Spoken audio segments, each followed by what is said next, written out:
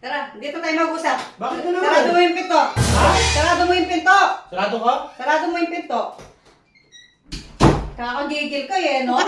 Pag nasa labas tayo, puro ka cellphone. Hindi mo ko kinakausap. Dapat nga, lalayan mo ko pag nasa labas tayo eh.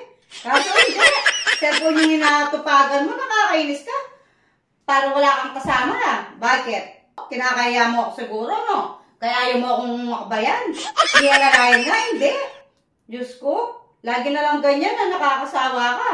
Napapansin ko. Lagi ganyan ginagawa mo sa akin. Hindi ko na alam kung anong gagawin ko sa'yo eh. Pag naman nasa bahay din tayo, puro ka din cellphone. Pagdating din sa labas, puro ka cellphone. Hindi wala ka ng oras sa akin. Dapat pagkasama mo ako. Huwag ka magsi-cellphone din kasi ako hindi naman din ako masyado nagsi-cellphone eh.